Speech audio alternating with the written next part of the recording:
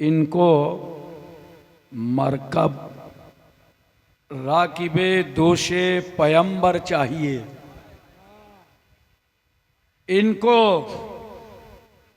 मरकब राकिबे दोशे पैगंबर चाहिए। हल्क पे असगर को तीरे सितमगर चाहिए। हल्क पे असगर को तीरे सितमगर चाहिए। किस कदर मासूम जिद है असगरे मजलूम की। किस कदर मासूम जिद है असगरे मजलूम की। हैं तो नन्हे से मगर हिस्सा बराबर चाहिए। हैं तो नन्हे से मगर हिस्सा बराबर चाहिए। चार मिसरे और सुनिए। शिकस्ते आब का इतिहास लिख दिया जाए। शिकस्ते आब का इतिहास लिख दिया जाए। वरक वरक पे फकत प्यास लिख दिया जाए। वरक वरक पे फकत प्यास लिख दिया जाए। सरे गुरूर उठाने लगी हैं फिर मौजें। सरे गुरूर उठाने लगी हैं फिर मौजें। चलो फुरात पे अब्बास लिख दिया जाए। फुरात पे अब्बास लिख दिया जाए। मोहतरम हजरात, कल मैंने अर्ज किया था सरदार बतहा का पोता, अली का बेटा, मुस्तफा का नवासा, खातून जन्नत का जिगर पारा, सैयदुल शुहदा सैयदना इमाम हुसैन रज़ी अल्लाह ताला अन्हो मदीना तैयबा से चलकर मक्का मक्कतुल मुकर्रमा तशरीफ ले आए। बड़ा एहसास था मदीने छोड़ने का। बहुत तकलीफ थी मदीना छोड़ने पर। आसान न था रोज़े रसूल छोड़ना, हुजरे बतूल छोड़ना, माँ की बारगाह छोड़ना। ये सब रंज गम बनकर इमाम की आंखों में छाया हुआ था। लेकिन जब मक्का शरीफ आए तो विलादत गाहे रसूलुल्लाह को देखकर तस्कीन हासिल हो गई। हरम मोहतरम की ज़ियारत किया। बोसा गाहे रसूलुल्लाह हजर अस्वद को देखा। कहा हजर अस्वद तू भी बोसा गाहे मुस्तफ़ा है और हुसैन भी बोसा गाहे मुस्तफ़ा है। अक्सर व बेशर इमाम अली मकाम का नमाज से फारिग होकर सारा टाइम मस्जिद हराम में गुजरता था और अदो वज़ाइफ में मसरूफ रहते थे। इधर आग की तरह पूरे अतराफ में खबर फैल गई कि इमाम हुसैन ने यजीद की बैअत का इनकार कर दिया है और कहीं मदीने में खूरेजी ना हो, इस खौफ से वो मक्के आ गए हैं। कूफे के लोग जमा हुए और सुलेमान इब्न सुर्द के मकान पर एक मीटिंग रखा। उलमाए कूफा, रोसाए कूफा, उमराए कूफा सब जमा हो गए और सब ने कहा कि यजीद पलीद की बैअत से इमाम हुसैन ने इनकार कर दिया है और वो मदीने से मक्का आ गए हैं। ऐसा क्यों ना करें कि हम इमाम अली मकाम को मक्के शरीफ से कूफा बुलवा लें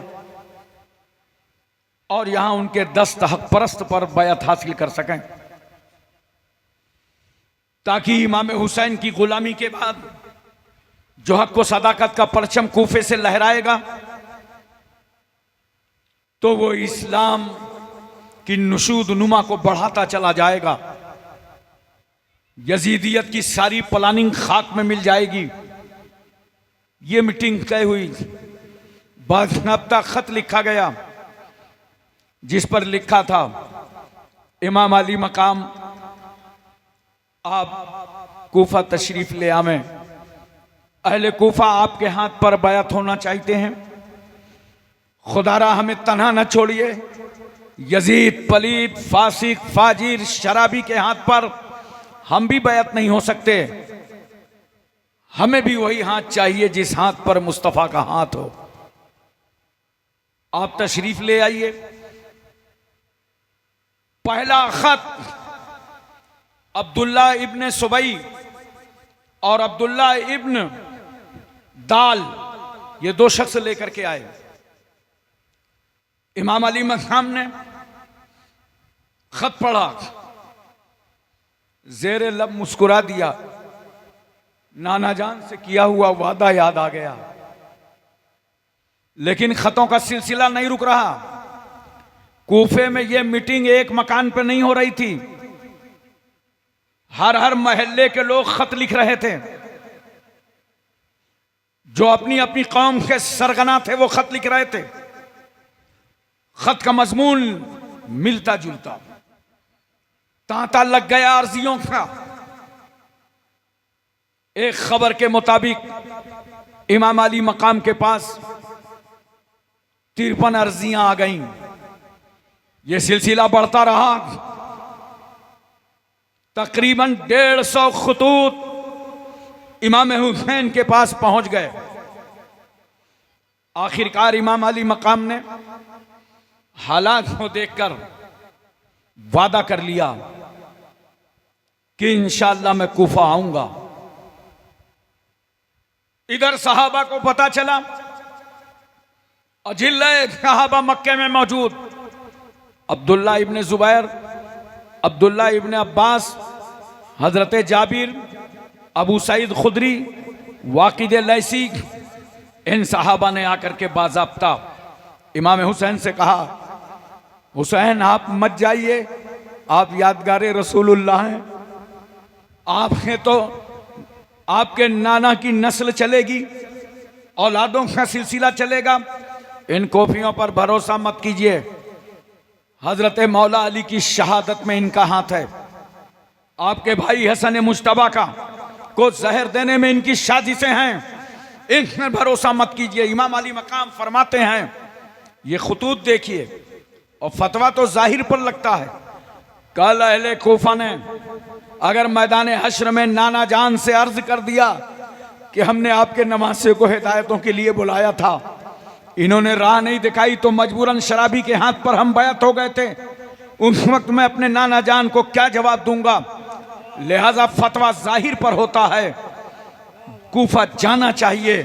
हाँ, इसके लिए एक मुनासिब राय इमाम अली मकाम ने तय कर दी। कहा, मैं पहले अपना नायब बनाकर मुस्लिम बिन अकील को भेज रहा हूं। जैसे हालात होंगे ये खबर करेंगे, उसके बाद इरादा सफर किया जाएगा। हजरत मुस्लिम बिन अकील को बुलाया, कहा तैयार हो जाओ, तुम्हें नायब हुसैन बनकर के सुबह कूफा जाना है। इमाम मुस्लिम फजर पढ़ते हैं, तैयार हो जाते हैं, इमाम अली मकाम से मुलाकात करते हैं, घोड़े पर सवार हो गए। इमाम मुस्लिम कूफा जाना चाहते हैं। दो नन्हे नन्हे बच्चे हैं, मोहम्मद और इब्राहिम, वो आकर के जिद करने लगे और कहते हैं, वालिद गिरामी कूफा हम भी जाएंगे, हमें भी साथ ले लीजिए, हम भी चलेंगे। इमाम मुस्लिम ने रोका, कहा संगलाख वादियां, इतना लंबा चौड़ा सफर, बच्चों तुम यहीं ठहरो। इमाम हुसैन का जब काफिला आएगा तो उस काफिले के साथ चले आना। मगर बच्चे रो के कहते हैं, बाबा जान हम आपको परेशान नहीं करेंगे, हम कोई जिद नहीं करेंगे, आपको तकलीफ नहीं देंगे, आप साथ ले लीजिए ना, हमें लेते चलिए।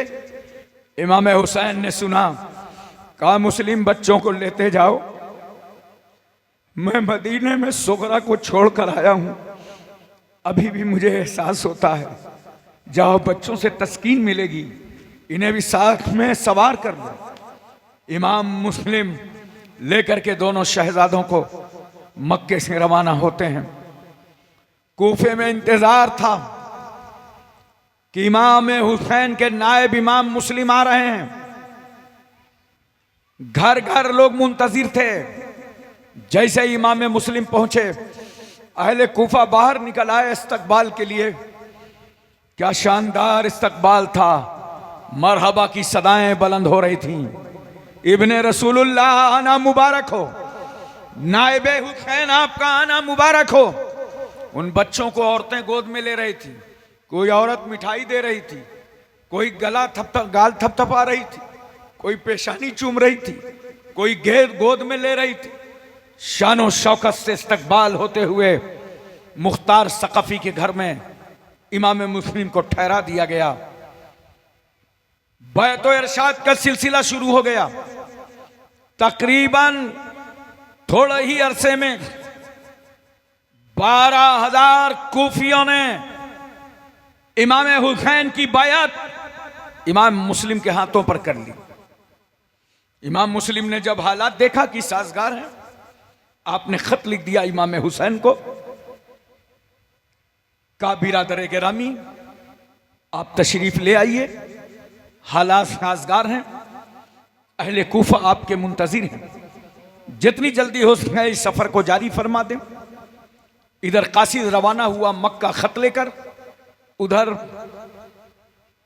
मुस्लिम इब्न अब्दुल्ला हजरमी, ये जासूस था यजीद का, इसने भी एक खत लिख दिया यजीद को दमिश्क, और खत में लिखा था कि इमाम मुस्लिम कूफा में नायबे हुसैन बनकर आए हैं, उनके हाथ पर 12,000 लोग मुरीद और बैत हो गए हैं, और जो अकीदत का सैलाब कूफा से उठेगा, यजीद तुम्हारी हुकूमत का खात्मा हो सकेगा।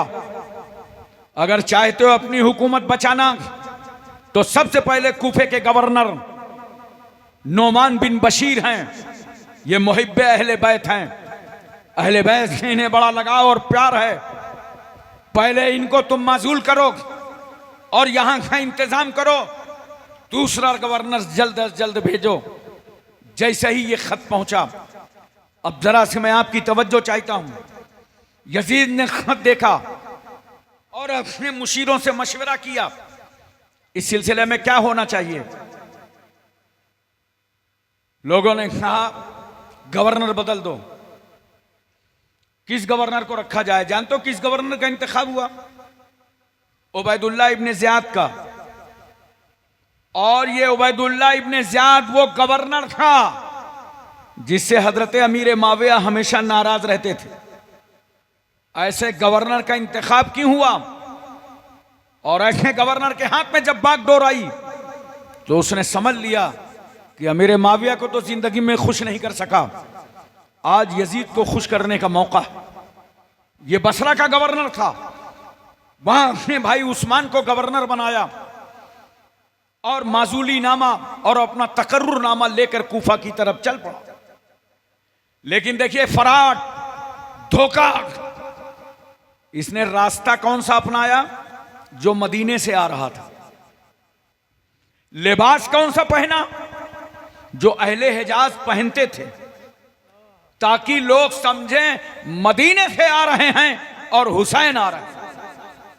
अब गौर फरमाए जरा सा, ये पूरा फराड तैयार करता है, और तैयार करने के बाद वहां तो इंतजार हो रहा था कूफे के कूचे कूचे गली गली में कि फातिमा का बेटा आ रहा है, अली का लाडला आ रहा है, हुसैन आने वाला है। इस्तकबाल की तैयारियां थी। इतने में ये शैतान पहुंच गया कादसिया के रास्ते से, और पीछे लोग नारा भी लगा रहे हैं, वो समझ रहे हैं अपना ही है।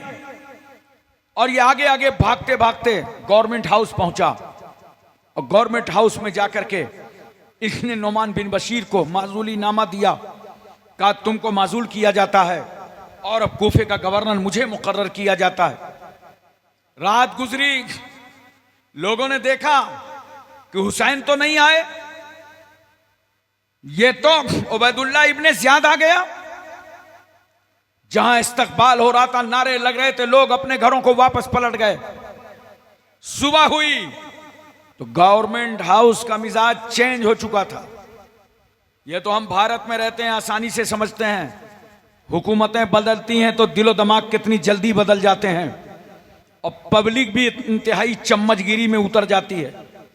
आज गवर्नर बदला, कल का गवर्नर मुहिब्बे अहले बैत था, और आज का गवर्नर गद्दारे अहले बैत है। उसने सबसे पहले कूफा के सरमायादारों को बुलाया, उमरा को, रईसों को, असरदारों को, और बुला करके उनसे मीटिंग ली। और मीटिंग लेने के बाद कहा, सुनो, अब मैं गवर्नर हूं, अगर तुम यजीद की बैत करोगे तो ठीक है, और अगर इमाम हुसैन और मुस्लिम का साथ दोगे तो तुम्हारी ही लाशें काट करके तुम्हारे दरवाजों पे लटका दी जाएंगी। तुम अपने बच्चों को यतीम करना चाहते हो तो बताओ, औरतों को बेवा करना चाहते हो तो बताओ, सीधे अब तुमको मेरी हिमायत और तायद करना पड़ेगा। लालची लोग अपनी जमीन जायदाद, मकान, दुकान बचाने के चक्कर में सब उसी गवर्नमेंट हाउस के अंदर, कोई आवाज ना उठा सका। मैं समझ जो चाहता हूं, गिरगिटान की तरह रंग बदलने वाली ये कूफे की कौम रंग बदलने लगा। इधर तवज्जो कीजिए जरा सा, हजरत इमाम मुस्लिम ने जब देखा कि हालात बदल गए तो आपने कयामगाह बदल दी और हानी इब्न उरवा के घर आ गए। अब तक कयाम मुख्तार सकफी के घर में था, अब हानी के घर में कयाम हो गया। तो उसको पता चला कि हानी के घर में इमाम मुस्लिम है। उसने बुलवाया हानी को, कहा तुम्हारे घर में इमाम मुस्लिम है? कहा बेशक हैं। कहा ऐलान नहीं सुना कि उनको जो पनाह देगा उसका कत्ल कर दिया जाएगा? कहा सुनो, मैं अपना कत्ल होना गवारा कर सकता हूं, मगर खानदान रसूल का कत्ल होना बर्दाश्त नहीं कर सकता। उसने हानी को भी कैद कर लिया, हानी को मारा, जख्म पहुंचाया, तो पूरे कूफा में शोर मच गया कि हानी का कत्ल हो गया है। तो हानी के खानदान के लोग उमड़ पड़े, बाहर निकल आए। जब इमाम मुस्लिम को मालूम हुआ कि मेरे मोहसिन का कत्ल हो गया है तो वो भी बाहर आ गए। 40,000 का मजमा था जिसने गवर्नमेंट हाउस को घेर लिया था। अगर इमाम मुस्लिम चाह लेते तो चंद लम्हे में गवर्नमेंट हाउस की ईंट से ईंट बजा दी जाती, मगर खानदान रसूल के लोग, इमाम हुसैन का नायब, ये अल्लाह वाले, ये रसूलुल्लाह के घर वाले दुनिया में फितना फसाद बर्पा करने नहीं आए, बल्कि अमन व अमान कायम करने के लिए आए। आखिरकार अजान होती है मगरिब की। इमाम मुस्लिम कूफे की जामे मस्जिद में आए। सबसे पहले तो यहां पे मैं पूछता हूं, दुर्ग वालों, कितना कठिन मरहला है। चप्पा चप्पा दुश्मन हो चुका है। रहने के लिए मुस्लिम के पास अब अपना घर भी नहीं है। मुख्तार सकफी का मकान छूटा, हानी के घर की कयामगाह छूट गई, लेकिन अल्लाह का घर नहीं छूटा। अजान हुई तो कूफे की जामे मस्जिद में आ गए नमाज अदा करने के लिए।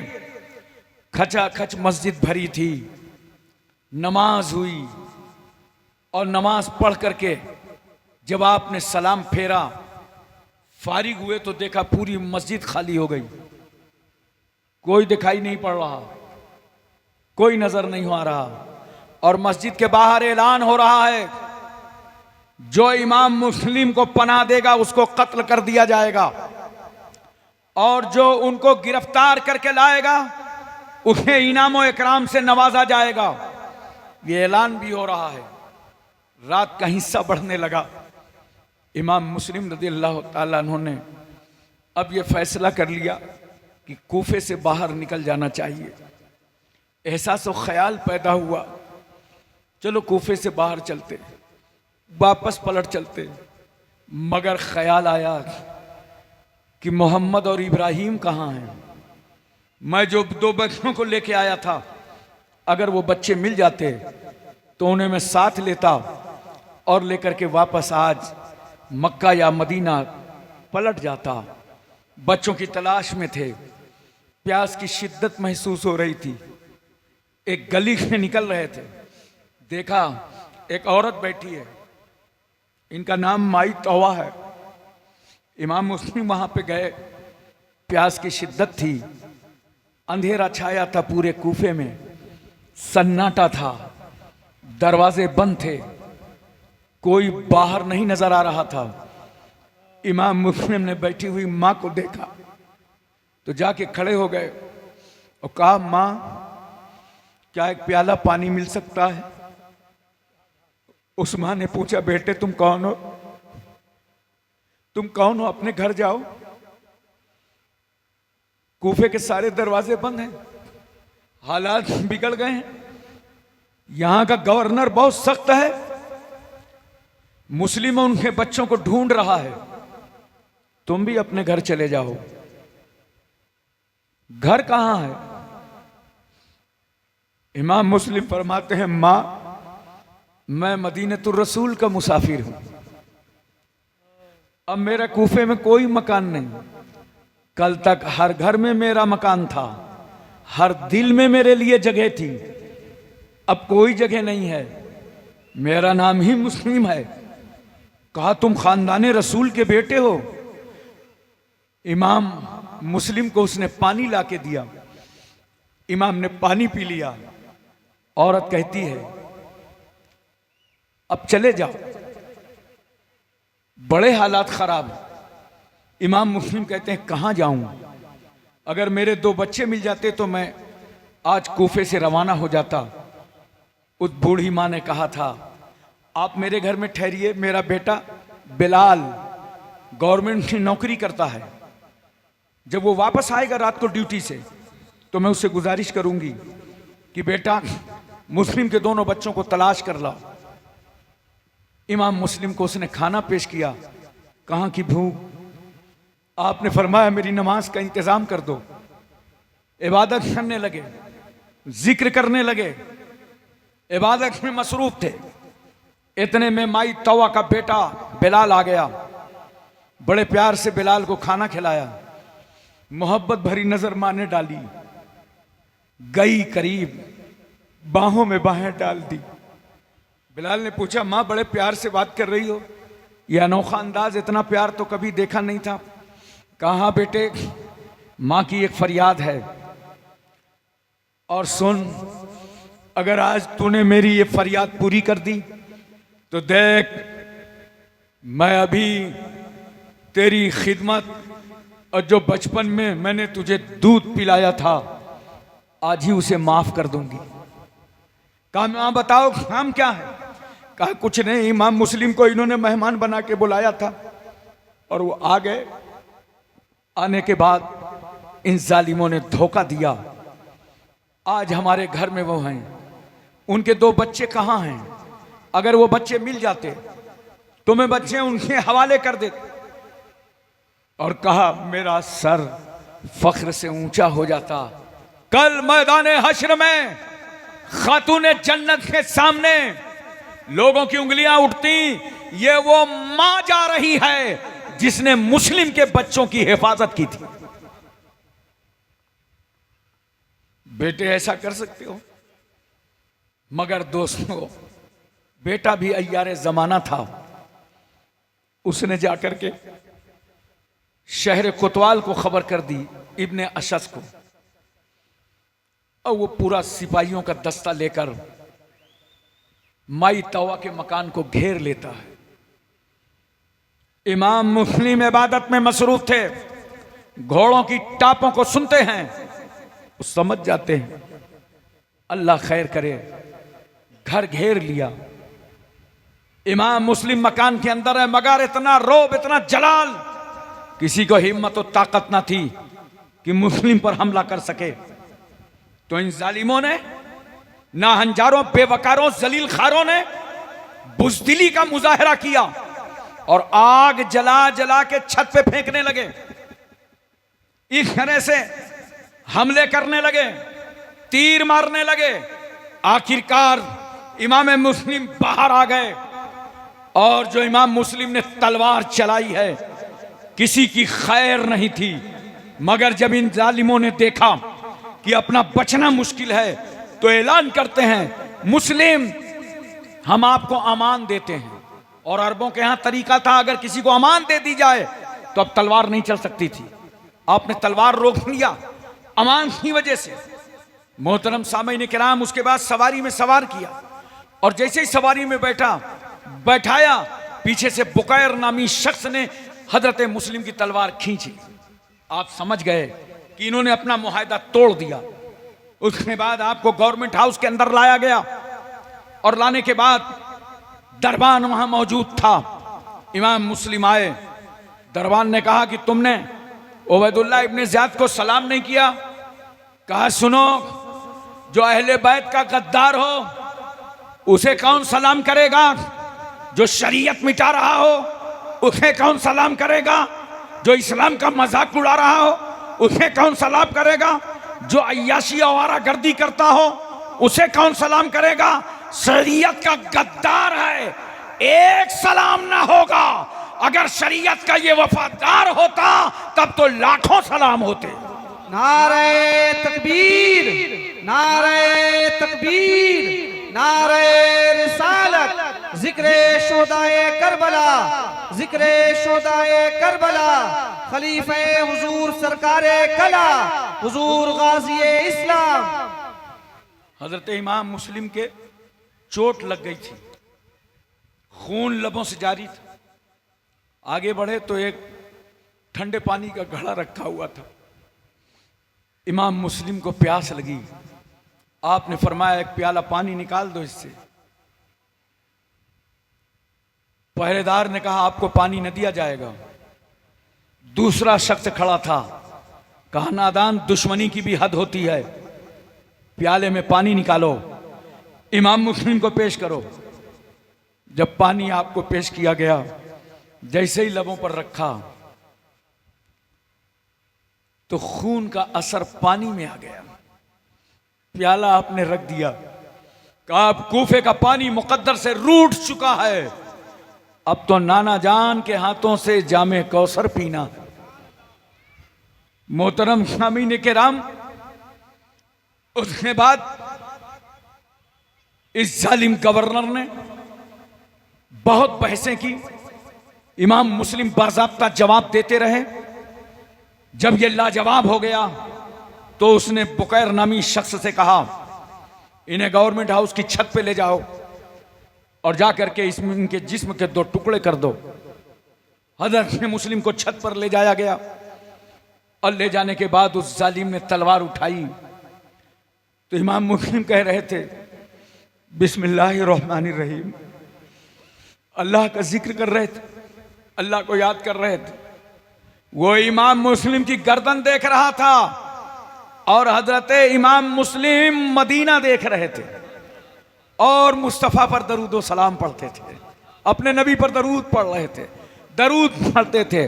कभी वो मदीने वाले की तरफ देखते थे और कभी खुदा की तरफ देख के अस्तगफिरुल्लाह पढ़ते थे, इस्तिगफार कहते थे और कहते थे, आए अल्लाह मुझे माफ करना, मैंने अपनी जान का पूरा हक अदा न किया। जिक्र में मसरूफ, जिक्र में मशगूल, उस जालिम ने तलवार उठाई, उठा करके गर्दन पर मारा, जिस्म के 2 टुकड़े हो गए। इन्ना लिल्लाहि व इन्ना इलैहि राजिऊन। शहादत बाहें फैलाए खड़ी थी। मार के करबला का ये पहला शहीद अल्लाह की राह में कुर्बान हो गया। मोहतरम सामीन किराम, जैसे इमाम मुस्लिम की शहादत की खबर पूरे कूफे में फैली, अंधेरा छा गया, सन्नाटा हो गया, लोग घरों में अंदर चले गए, एक अजब सी कैफियत तारी हो गई। और इमाम मुस्लिम के दोनों बच्चे काजी शुरह के घर में थे। जो काजी शुरह को मालूम हुआ कि हजरत मुस्लिम की शहादत हो गई है और कूफे में ऐलान हो रहा है, दोनों बच्चों को जिंदा गिरफ्तार करके लाओ, तो काजी शुरह रात के वक्त पहुंचे। दोनों बच्चे सो रहे थे।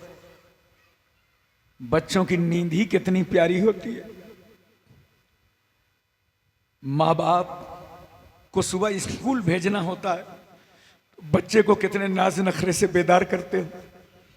कम उम्र बच्चा सो रहा हो तो कितने प्यार से उसे जगाते हो।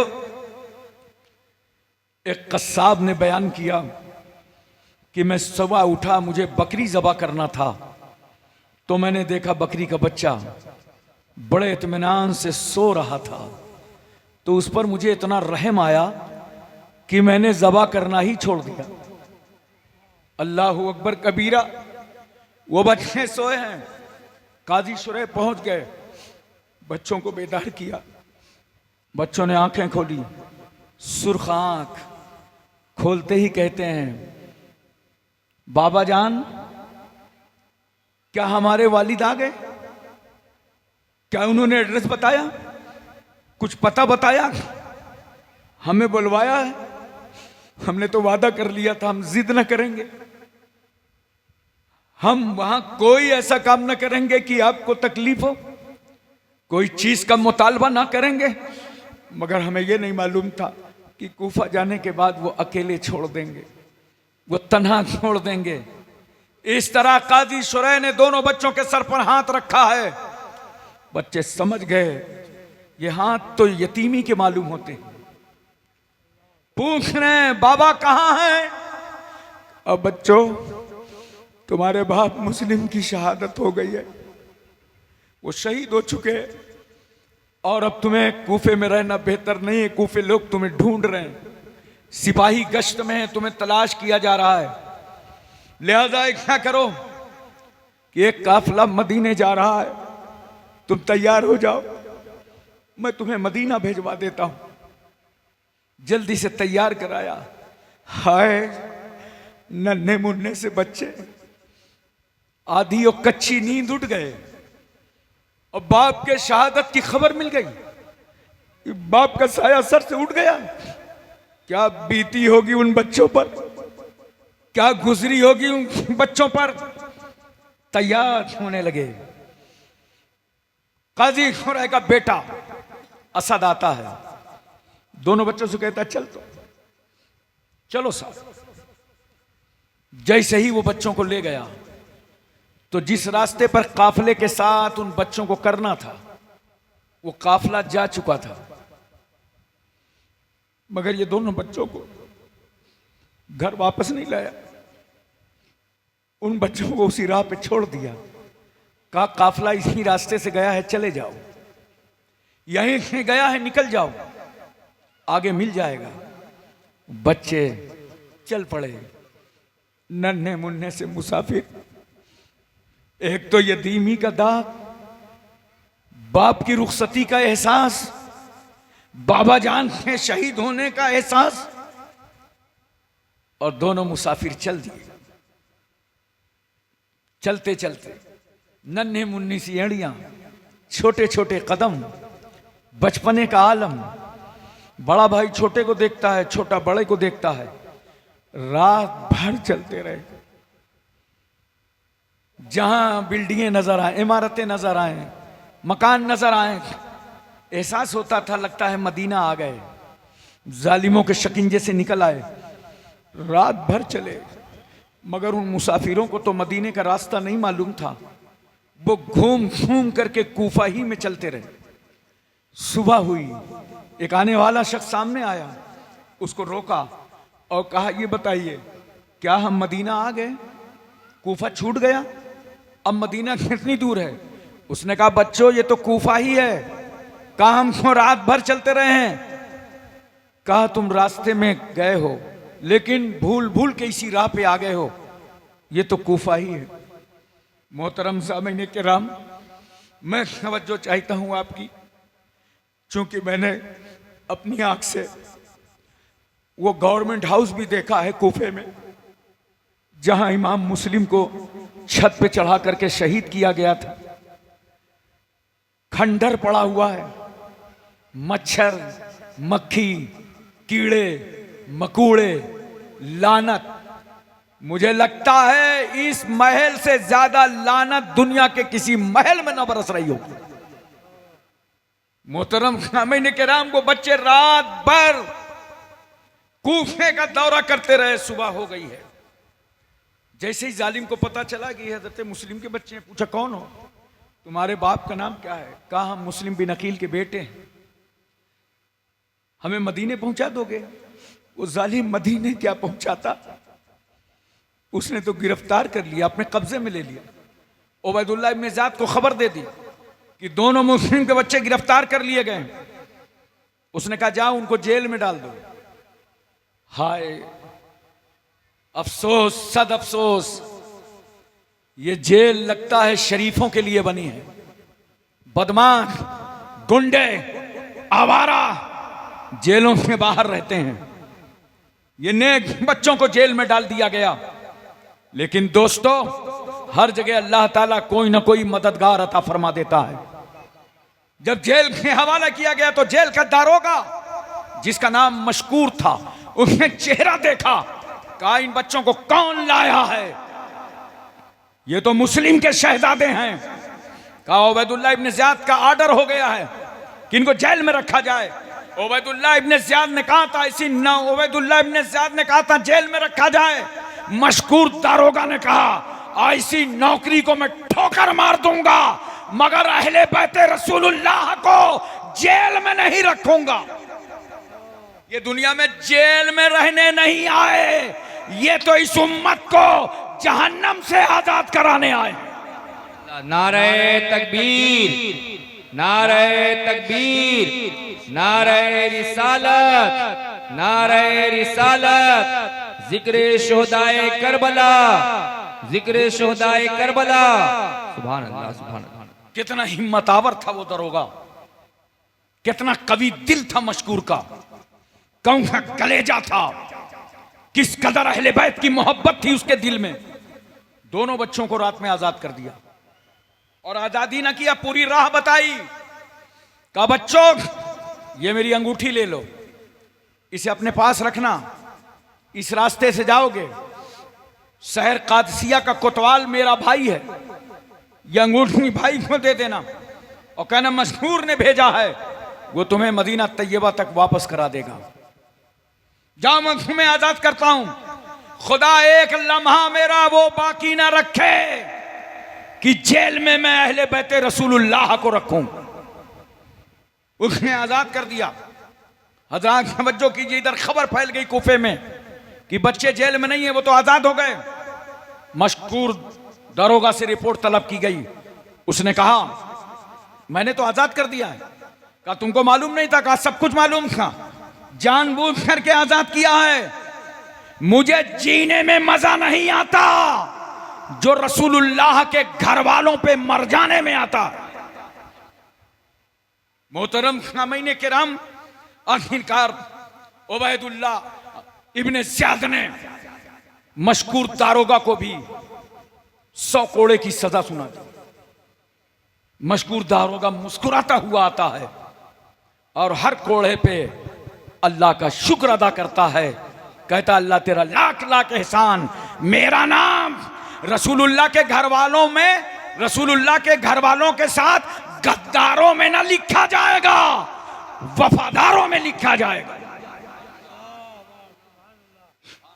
एक कोड़ा पड़ता है, कभी अल्हम्दुलिल्लाह कह रहा है मशकूर, कभी सुभान अल्लाह कह रहा है मशकूर, कभी कह रहा है ला हौला वला कुव्वता इल्ला बिल्लाह, सारी ताकत और कुव्वत का मालिक खुदा ही है। अल्लाह का शुक्र अदा कर रहा है और सब्र कर रहा है। इतने कोड़े मारे गए, कि मशकूर दारोगा की भी शहादत हो गई। इस तरह एक शहीद में और इजाफा हो गया और अहले बैत से जाकर के ये दारोगा भी मिल गया। मोहतरम सामीन किराम, उधर वो बच्चे फिर रात भर घूमते रहे, उनको ना राह मालूम ना रास्ता मालूम। एक तो ये सोचो, थकावट का असर, बाप की शहादत का एहसास, नन्ही मुन्नी से एड़ियां, रेगिस्तानी इलाका, पैर दब जा रहे हैं, किस तरह चल रहे हूं। अब तो रोने के लिए आंसू भी न थे। तड़प तड़प कर बेचैन होकर कभी छोटा भाई बड़े को देखता था, कभी बड़ा भाई छोटे को देखता था। दोनों इन्नल्लाह मास साबिरीन की तफसीर बने थे और अपने अपने कदम बढ़ाते चले जा रहे थे। रात भर चलते रहे, उसी मक्के का दौरा करते, उसी कूफे का दौरा करते रहे, घूमते रहे। सुबह हुई, कुछ रोशनी नजर आई, उन्हें अंधेरे में चिराग नजर आया। समझ गए अब हम कूफे से बाहर आ गए, जालिम के नरजे शकिंजे से अब हम बाहर आ गए। दोनों बच्चों ने पूछा, ए जाने वालों, निकलने वालों, ये बताओ मदीना कितनी दूर है। कहा, बच्चों वो तो बहुत दूर है, अभी तो तुम कूफा ही में हो। रात भर टहल टहल कर, घूम घूम कर वो बच्चे फिर कूफा ही में। हाय, हम जैसे लोगों की हिम्मतें टूट जाती। वो शहजादे घबरा गए, परेशान हो गए और ये इरादा करते हैं अज़्म मुहकम कि 2 रात मुसलसल गुजर गई है, आज दिन कहीं भी गुजार लो, कल रात फिर सफर किया जाएगा। न खाने का ठिकाना है, न पानी का ठिकाना है, न कोई सवारी है, न कोई राह बताने वाला है। दोनों बच्चों ने फैसला कर लिया कि आज फिर कोशिश करेंगे। आखिरकार एक तालाब नजर आया। तालाब के करीब एक दरख्त था, दरख्त के अंदर खोल हो गया था। बच्चों ने कहा, चलो इस खोल में दिन बसर कर लेंगे, जब सूरज डूब जाएगा फिर यहां से निकल पड़ेंगे। बच्चे उस खोल के पास गए और वहां जाके इत्मीनान से रुक गए। मगर आपको मालूम है, पानी में इंसान की तस्वीर नजर आती है, इंसान की शक्ल नजर आती है। दोनों बच्चों की शक्लें उस तालाब में नजर आने लगी। एक कनीज बाजू से आई थी पानी भरने के लिए। जब उसने तालाब पर नजर डाला तो दोनों शहजादों पे नजर पड़ी। करीब आई तो देखा 2 बच्चे हैं, अपनी जान बचा करके महफूज बैठे हुए हैं। कनीज आगे बढ़ी, बच्चों की चीख निकल गई, रो पड़े। फिर कोई आ गया, फिर कोई आ गया, मगर वो कनीज अहले बैत से बहुत हमदर्दी रखती थी। कहा, बच्चों ठहरो, रोना मत, तुम रोगे कायनात रोएगी। आंसू रोको शहजादो, मैं तुम्हारी मोहब्बत में आई हूं। जाकर के दोनों बच्चों से पूछा, कौन हो, ये रहने की जगह तो नहीं है, यहां कौन छोड़ गया। कहा, हमारे पास कोई मकान नहीं है कूफा में, हमें जेल में डाला गया था, दारोगा जेल की भी शहादत हो गई, हम फिर सफर के लिए निकल पड़े। रात भर गुजरता रहा, 2 रात गुजरे, लेकिन हम कूफे ही में वापस आ गए। उस कनीज ने कहा, बच्चों ठहरो, मैं जिसकी कनीज हूं ना, वो मालिकन अहले बैत की बहुत वफादार है, तुम ठहरो, यहीं पे ठहरो, ये समझो अपनी मंजिल आ गए हो। दौड़ी दौड़ी अपनी मालिकन के पास गई और उसने पूरा वाकया बताया कि खानदान रसूल के 2 बच्चे उस खो के अंदर मौजूद हैं। औरत कहती है, चलो साथ में चलो। दोनों गई, एक एक शहजादों को गोद में उठाती हैं और मारे खुशी की वो औरत कह रही थी अपनी कनीज से, आज तुम इतनी बड़ी खुशखबरी मेरे पास लेके आई हो, जाओ जाओ, मैं तुम्हें आजाद करती हूं। आजादी का परवाना दे दिया। दोनों शहजादों को लाए, लाने के बाद इत्मीनान से, अल्लाह अकबर, उनके हाथ मुंह धुलने के बाद बड़े इत्मीनान से उस माँ ने खाना खिलाया। कभी पेशानी चूम रही है, कभी गाल चूम रही है, कभी हाथ चूम रही है, गोद में ले रही है। लगता है उसे बहुत बड़ी अमानत मिल गई है। वो समझ रही है ये खानदान रसूल के शहजादे हैं, इनके सदके तो अल्लाह जन्नत अता फरमाएगा। मारे खुशियों के मत पूछो। जल्दी उन बच्चों को खाना खिला करके और एक कमरे में लिटा दिया। सोचा ये सो जाएं, फिर इन्हें जाने का इंतजाम कल किया जाएगा। चूंकि मेरा शौहर हारिस वापस आ रहा होगा, और कहीं हारिस में हाथ के दोनों बच्चे लग गए तो फिर कोई हंगामा हो सकता है। दोनों बच्चों को लिया, ले जाके कमरे में रख दिया, बाहर से कुंडी लगा दी। हारिस आया, खाना खाया, बीवी ने कहा सो जाओ, सो जा। लेटा, बड़बड़ा रहा है। आज कूफे में ऐलान हो रहा था कि मुस्लिम के बच्चों को जो गिरफ्तार करके लाएगा उसको इनाम से नवाजा जाएगा। दिन भर ढूंढता रहा, मेरा घोड़ा भी मर गया, बच्चे न मिले। अगर वो बच्चे मिल जाते तो मेरा घर भी दौलत से भर जाता। ये लालची कुत्ता रात भर बड़बड़ाता रहा और बीवी इस फिक्र में थी कि नादान सो जाए।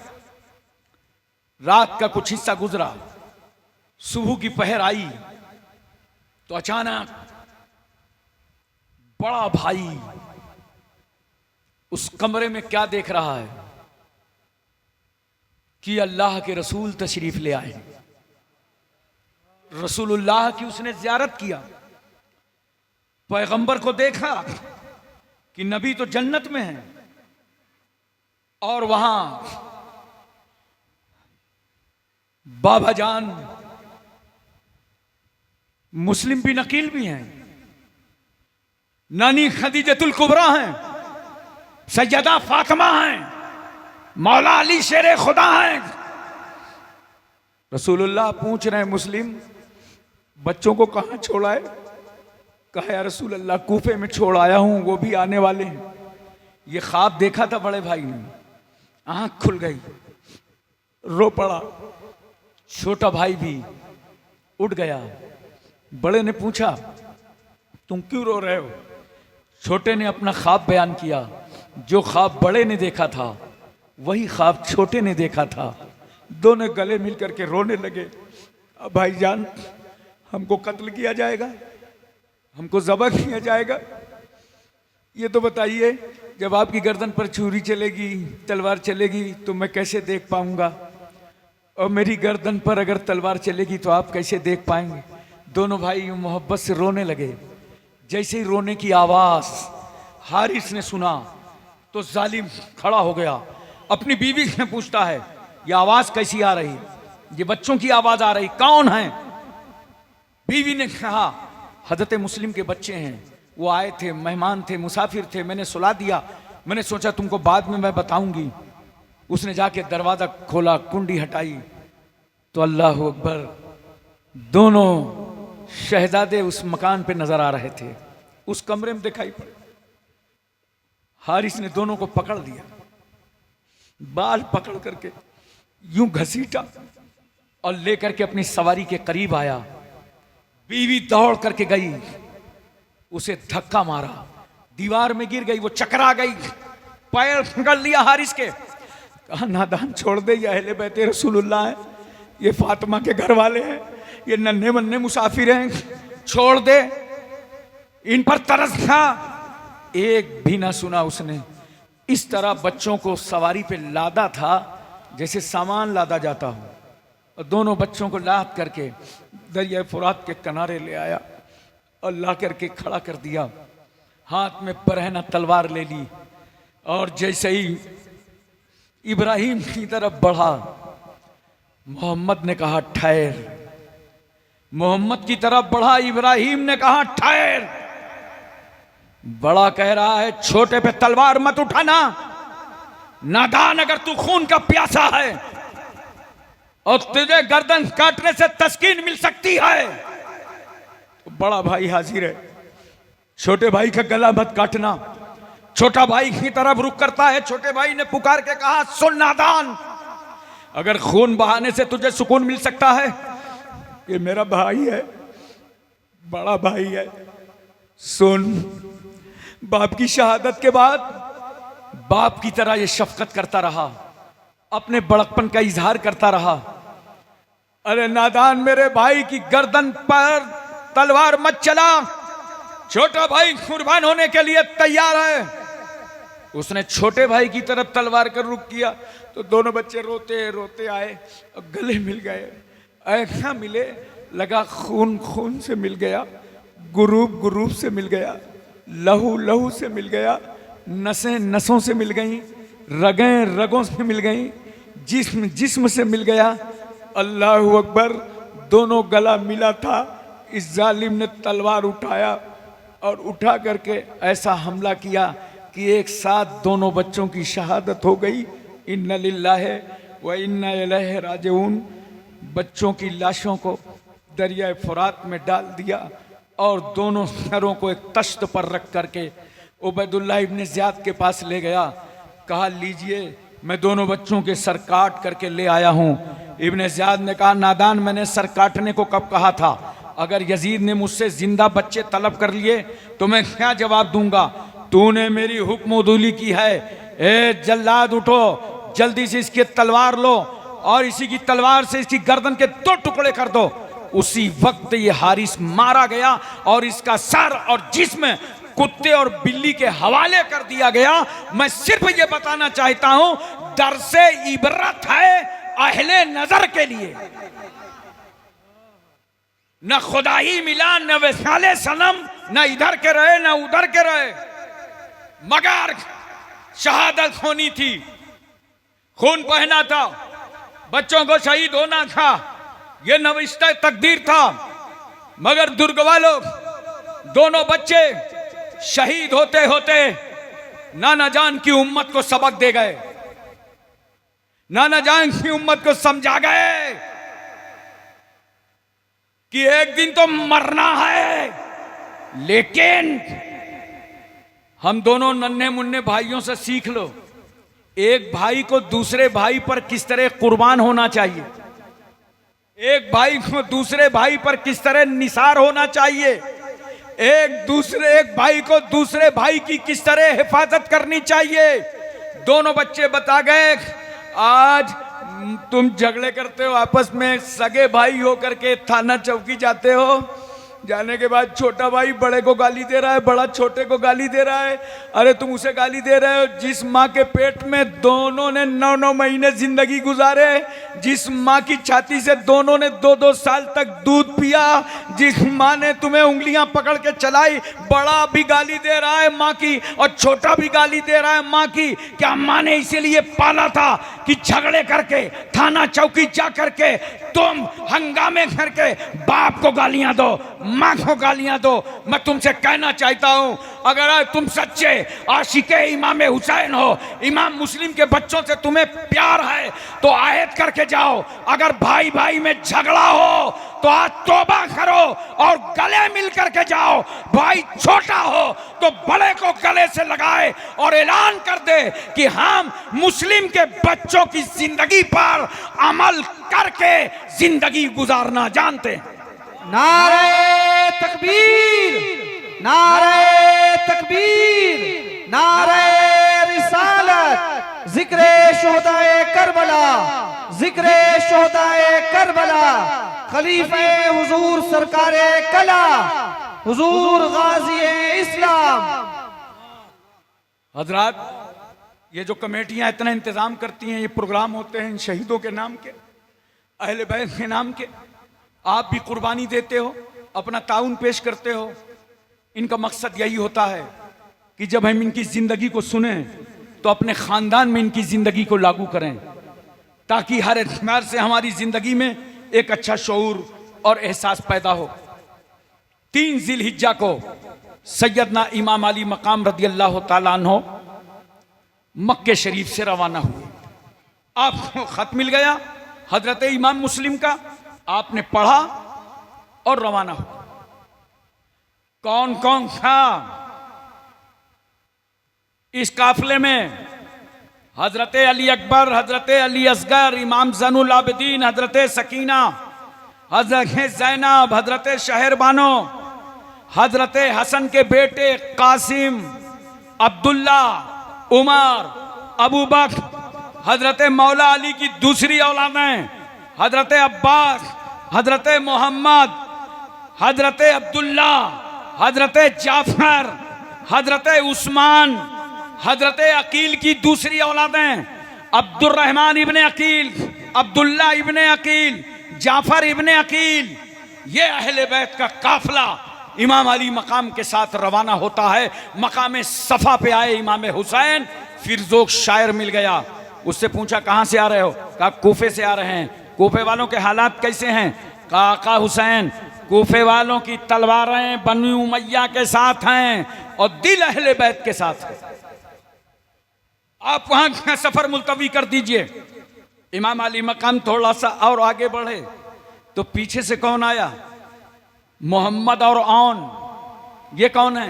ये इमाम अली मकाम के सगे भांजे हैं, हजरत ज़ैनब के बेटे हैं, अब्दुल्ला बिन जाफर के लाडले हैं। दोनों बच्चे आ गए नन्हे मुन्ने से मुसाफिर, आके कहते हैं मामू जान रास्ता रोक लीजिए, आगे मत जाइए, सफर मत करिए, और मैं आपको रोक रहा हूं। मेरे पीछे मेरे बाबा जान अब्दुल्ला आ रहे हैं। थोड़ी देर के बाद अब्दुल्ला बिन जाफर आ गए, और अब्दुल्ला बिन जाफर तन्हा नहीं आए थे, सुनो, याहया इब्ने सईद को लेकर। याहया इब्ने सईद कौन? अमर इब्ने सईद जो मक्के का गवर्नर था, उसका भाई, और बाज़ाब्ता मक्के के गवर्नर से अमान नामा लिखा के लाए थे। और लाने के बाद इमाम अली मकाम को आकर रोका हजरत अब्दुल्ला ने और कहा आप कूफे का सफर ना करें। इमाम हुसैन फरमाते हैं सफर जारी रखा जाएगा। हजरत अब्दुल्ला कहते हैं मुझे समझ में नहीं आता आप इतनी जिद क्यों कर रहे हैं? इमाम हुसैन फरमाते हैं मैंने रसूलुल्लाह की ख्वाब में ज़ियारत की है और मुझे चलने का हुक्म है। हजरत अब्दुल्ला ने कहा क्या देखा है? कहा मैं उस वक्त तक नहीं बता सकता जब तक अपने खुदा से मिल न जाऊं। आगे सफर जारी रखा। मकाम सल्बी आए तो खबर मिल गई कि हजरत मुस्लिम की शहादत हो गई। इमाम अली मकाम ने फिर एक मीटिंग की, मुस्लिम के भाइयों से कहा, उन्होंने कहा हम इंतकाम लेंगे, सफर जारी रखा जाए। इमाम अली मकाम ने उस सफर को फिर जारी रखा। कूहे जी हेशम आ गए और यहां पर जब आए तो एक तालाब था। इमाम अली मकाम ने खेमाजन कर दिया और यहीं कूहे जी हेशम 1000 फौज के साथ हुर आ गया और आने के बाद घेराबंदी की। इमाम अली मकाम फरमाते हुर कैसे आए हो?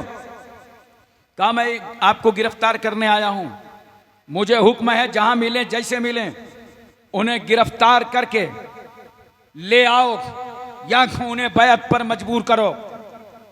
इमाम अली मकाम ने कहा ठहरो, पहले ये नमाज का टाइम है, जोहर की नमाज अदा कर लो। इमाम अली मकाम ने कहा वजू कर लो, इस तालाब पर कब्जा हुसैन का है, मगर वजू भी कर सकते हो, पानी भी पी सकते हो। वजू तैयार। अब इमाम फरमाते हैं ये बताओ हुर तुम अपनी फौज की इमामत करोगे या इमाम हुसैन बनेंगे? का आका इमामत तो आप ही के घर की है। आका हुसैन ने जोहर की इमामत फरमाई, असर की इमामत फरमाई और उसके बाद एक खतूत का टोकरा मंगाया, उंडेल दिया सामने और हुर से कहा पढ़ो ये किसके दस्तखत हैं, ये किसकी मोहरें लगी हैं, ये किनके नाम है? मैं आया नहीं हूं, मुझे बुलाया गया है।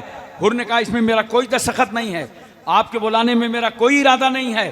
तो इमाम अली मकाम फरमाते हैं जाओ फिर तुम अलग हट जाओ, मुझे जाने दो, वापस जाने दो। कहा हुर ने कसम खुदा की मैं आपको ना छोड़ूंगा। हुर तुमने कौन सी कसम खाया था कि अल्लाह ने ये कसम मैदाने जंग में पूरी कर दी? कहा था खुदा की कसम तुमको ना छोड़ूंगा। जंग होते होते हुर ने यजीदी फौज छोड़ के हुसैन का दामन थाम लिया। आप समझो फरमाए जरा सा। आखिरकार ये तय हुआ कि आप अपना सफर जारी रखें, मेरे लिए एक बहाना है, मैं कह दूंगा कि सैयदानियां चल रही थी इसलिए मैं थोड़ा हट करके चल रहा था और आप किसी समत भी चले जाएं। रात के अंधेरे में इमाम अली मकाम सफ़र करते हैं, करते करते एक चटियल मैदान पर पहुंच गए। लोगों से पूछा इसका नाम क्या है? कहा इसका नाम करबला है। कहा ये तो जानी पहचानी मंजिल है। आका हुसैन करबला आ गए। हजरत 2 मुहर्रमुल हराम को इमाम अली मकाम करबला पहुंचे थे। कै मुहर्रम को? इन यजीदियों ने अपनी किताबों में लिखा है कि हुसैन करबला इसलिए गए थे ताकि यजीद मुझे सरदार मान ले। मैं कहता हूं नादानो, कितने तुम घटिया हो।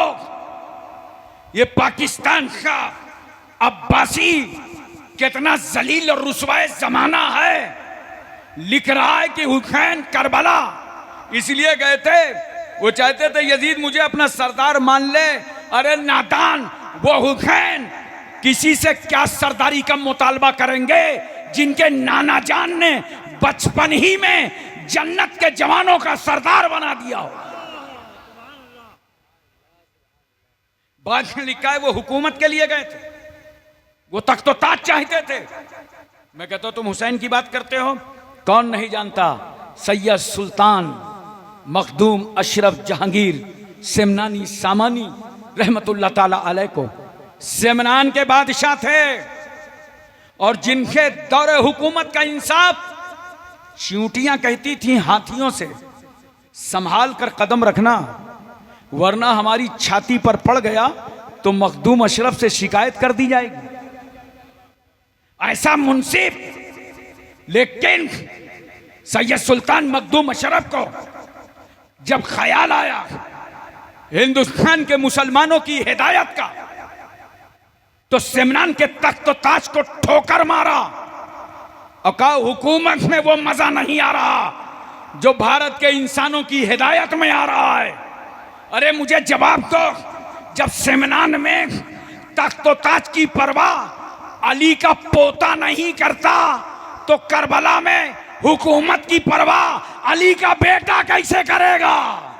नारे तकबीर, नारे रिसालत, जिक्रे शोहदाए करबला, खलीफा हुजूर सरकारे कला, खलीफा हुजूर सरकारे कला, फैजाने मखदूम अशरफ।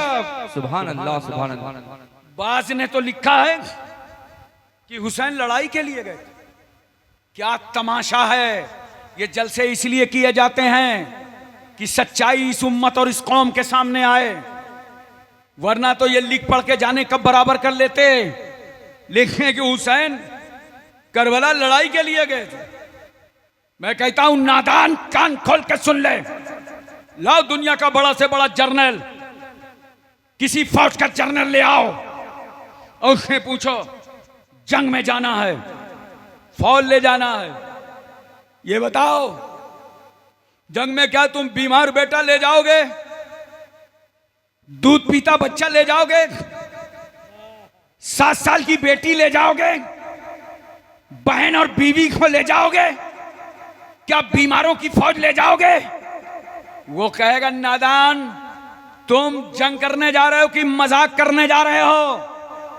जंग में बीमार नहीं जाता, बेटी नहीं जाती,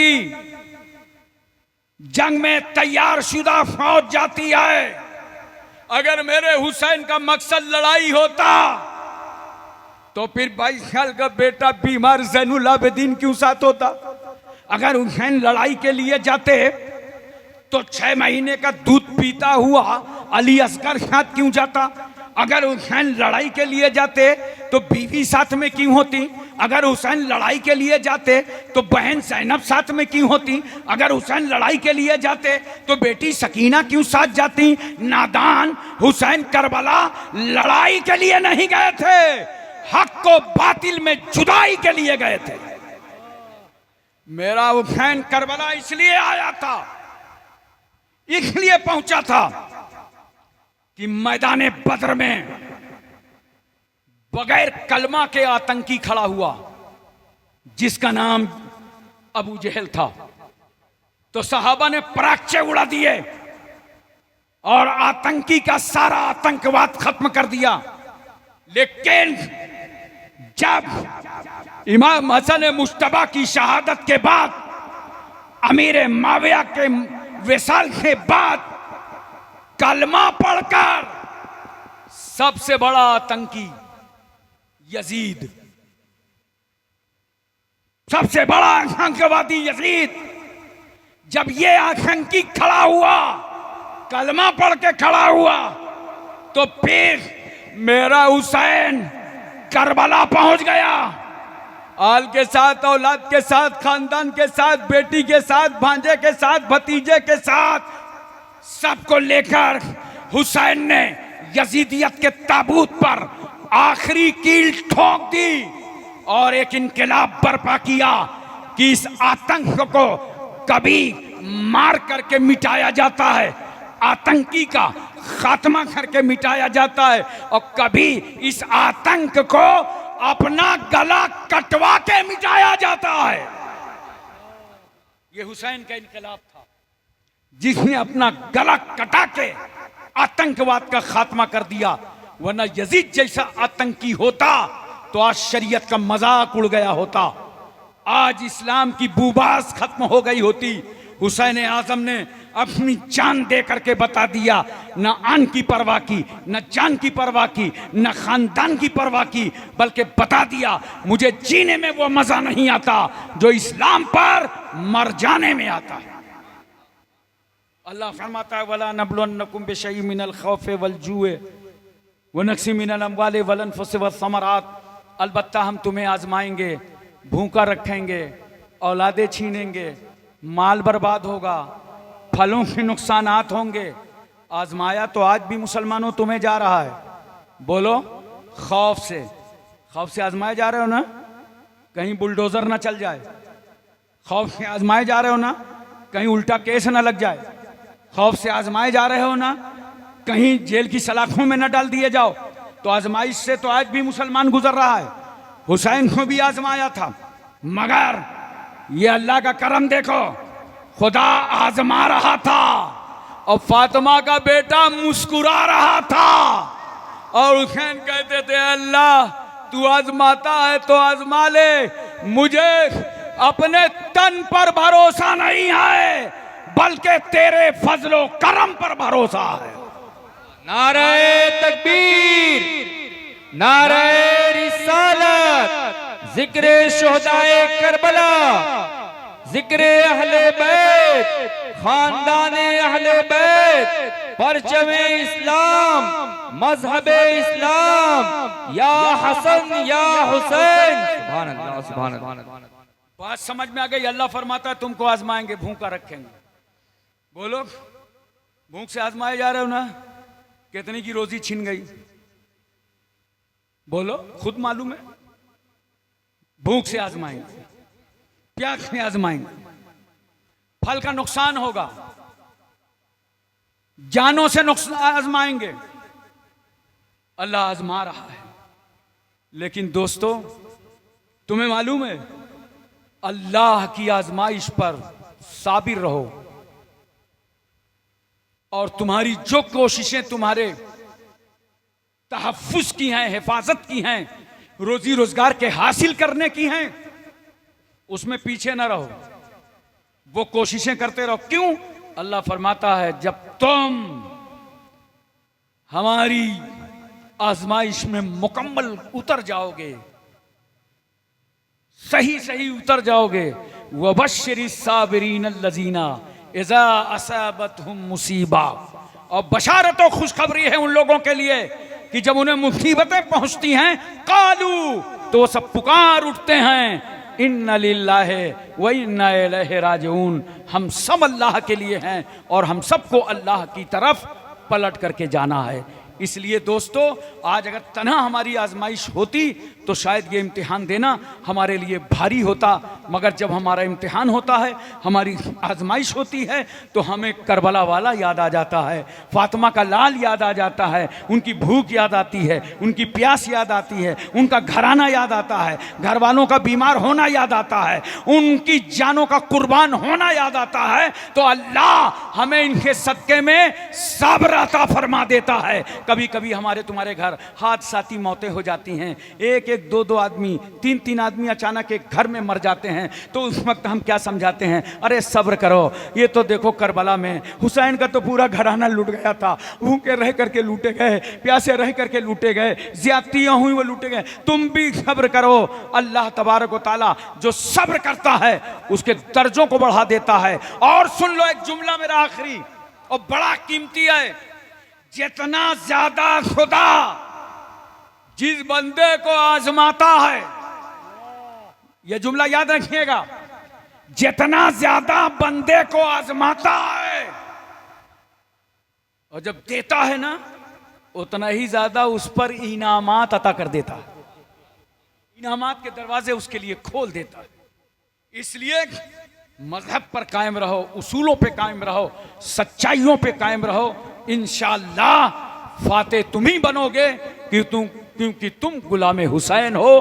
गुलाम हुसैन हर दौर में जिंदा रहे हैं, हर दौर में फाते रहे हैं। व आखिर दावाना अनिल हम्दुलिल्लाहि रब्बिल आलमीन। अस्सलाम।